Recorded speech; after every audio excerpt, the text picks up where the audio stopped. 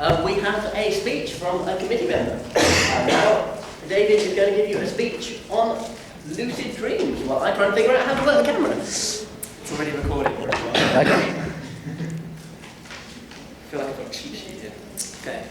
Hi guys, my name is David. I'm a third year student studying maths. This speech of mine that I'm about to give, so the idea kind of started when I was just having a conversation with some of the members. And they were like, hey Dave, you should probably give a speech sometime. And I was really casual about it. I was like, yeah, I think I'll let the other members have a bit of a go first. And they go, but David, your natural talent and your skills, we just want to witness it. It's like, well, yeah, you do have a point there. How can I refuse? And so now here I am, having fallen into a trap of spending my entire Thursday preparing this speech. I spent a long time thinking about what experiences, knowledge I could share with you guys. And nothing perfect, nothing right came to mind. So I did what I always do when I need a bit of inspiration. I took a nap. And I had a dream. It took me back to a time when I first flew to England. This was when I was a little child, no more than 6 or 7 years old. And despite the fact that I was just about to leave everything I knew behind, there was really only one thing on my mind. And that was, I was going on an adventure. I was going to see a whole new world with new people, new games to play, new food to eat. And for the first time in my life, I was going to fly. Since then, I've flown so many times. I mean, as you grow up, life gets so much more serious, and traveling almost becomes stressful. You know, you have luggage controls and customs and long queues to go through. But when you're young, it's so much different. You know, you wave goodbye to your grandparents, you walk straight through security, and a hostess grabs your hand, takes you on the plane. You lift up the window cover, and you're staring out at clouds. Every single one of my senses was being bombarded, overloaded, and the feeling I got, it's almost impossible to explain. It's excitement in its purest and most innocent form. But then something started going wrong, and I could feel it. There was something very, very wrong going on in the world, and it was like reality was just tumbling down around me. I knew we were going to crash, and there was nothing I could do about it. This was it. This was the end. And I fell back into my bed. My eyes were wide and staring, and this is a very common occurrence, you know, the sensation of falling, followed by waking up immediately after. But it never fails to catch me off guard. So, let's talk about lucid dreaming. Lucid dreaming is when you know that you're dreaming. So can I get a quick show of hands?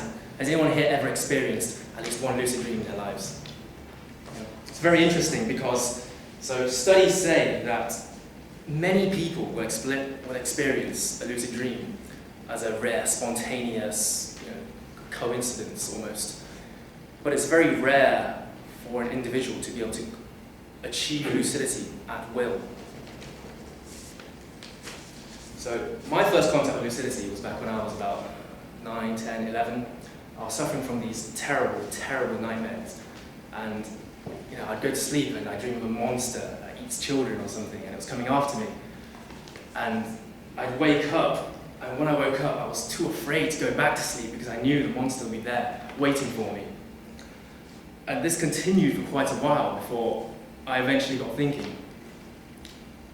I thought, well, if I could wake up before it got to me, it would never eat me because I'd wake up and safe in my bed. So I started training myself to be able to just wake up when I wanted to. And what I did was, while I was in the dream, as soon as I saw the monster, I started prizing my own eyelids open. And as a trigger, it worked perfectly well. I woke up, and it never got to me. And in my mind, I started forming a connection between the monster and the dream. Every time I saw the monster, I realized I was dreaming. I had achieved lucidity. Eventually, I stopped having these nightmares, but my experiments never ceased. And if I could shut down the world of the dreams, if I just wanted to, who's to say I couldn't shape it or change it? So it's said in studies that lucidity gives the dreamer a rush of ecstasy. Because for once in your life, you know complete freedom, unbound by physical laws, unbound by bodily functions or social consequences. And it's true. We humans, we love to play God. You know, lucid dreaming can take you on a journey of imagination, self-discovery. And all of a sudden, you know, flying for the first time, it seems so tame compared to this new world of possibilities. So, maybe you're wondering, how can someone train themselves to become self-aware in dreams? There's a simple and fairly effective method, and if any of you have seen Inception, you might be fairly familiar with this. It's where you get into the habit of making reality checks at random points in your life. And these are little fun acts that the results will be different depending on whether you're dreaming or whether you're awake. So, for example, you might closely look at some text, inspect it, look away, and look back. And sometimes in a dream it will change or mold or start warping. Personally, what I do is I concentrate and I try to fly.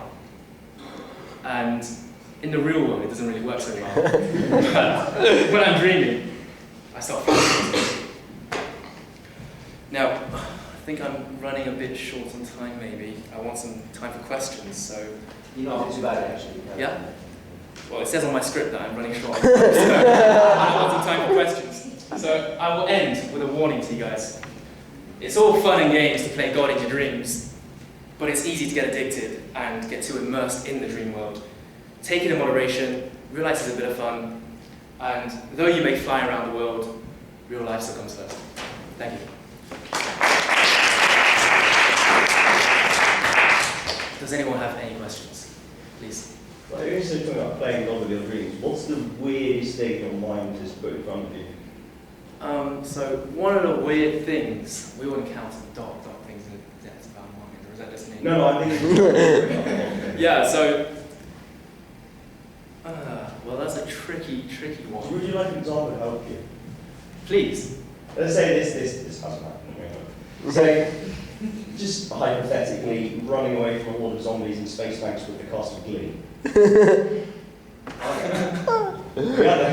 I can't say I've ever done anything that crazy. That's really quite something. That was no, I have run away from a horde of zombies who were chucking grenades at me. I guess that's probably as bad as it gets. There was this one time when I was running away from some vampires, and then one of them eventually bit me. And I was like, wait, cool, now I'm a vampire. So I went around trying to fight them, but then, yeah, so it didn't really work out. Anyone else? Please. Have you been able to work on homework assignments or essays or study for rebuttal exams? In my dreams? Yeah. Yeah, I have done it once. I was working on some calculus or something, some really boring stuff, and I fell asleep. And I was solving all these amazing calculus theorems in my dreams. And I was like, I am the god of maths and stuff. And when I woke up, I didn't remember any of it, so it's a shame. What was the most fun dream you had? Most all these questions about my dreams, like, it's like you're my psychiatrist. I'm a bit worried here. The most fun dream I've had. It's going to take a bit of thinking. I've had some really fun ones. I don't know, I guess. Maybe I don't want to say.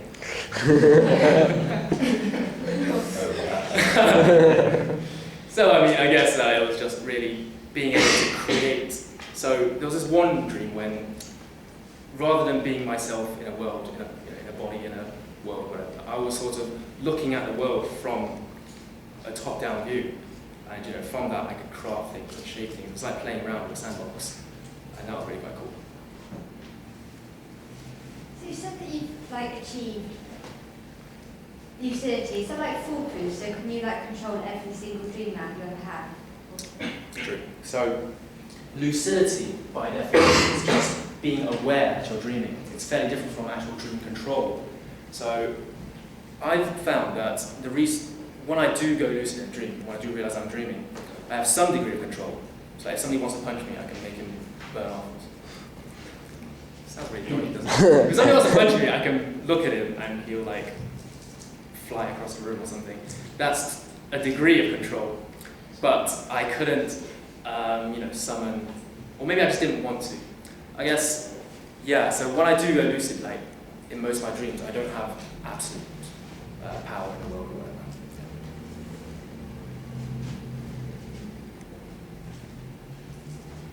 And do you ever worry that, like, well, in gaming, does it mess with your sleep at all?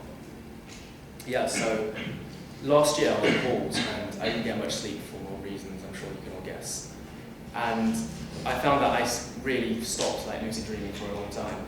For me, the best time is when I'm fairly relaxed and I'm having a nap, like in the afternoon. Yeah. The worst time is if I'm just sleeping for like 3 hours and I just sleep through all that without any lucid dreaming at all. Did you say something about being afraid? Oh, just afraid it would mess with your sleep time. Because I don't know, could you induce insomnia without meaning to or like? I don't know. I haven't done that much research on the area, and nobody really knows that much research on the area because it's difficult for someone else to research your dreams. I don't think there have been any really bad side effects of lucid dreaming. Just because one of my friends once was told the thought, every time you go to sleep, try and remember you're trying to get to sleep. And because of that thought, he just could never sleep. And this was a serious problem for him. And I just if you try to do it, you get a similar thing. Who was it that told him that? It's an evil man. Yeah, I was going to say, yeah. Has anybody got any feedback on David's speech? During the first half, when you were talking about your experience of coming to England, it was very emotive, and to the point where I was so engaged that you started making me think about these kind of things and going back, and then I was becoming very kind of like emotive too. So what I'm trying to say is, it was very, very engaging. Thank you. An excellent introduction, I'd say. Cheers. Did you consciously try and make your voice otherworldly? Otherworldly? I thought your voice was like quite in line with the dream. I don't think so. I think I just immersed in the speech and what came.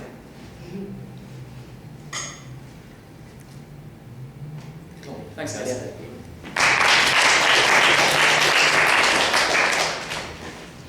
Okay, we're about to have an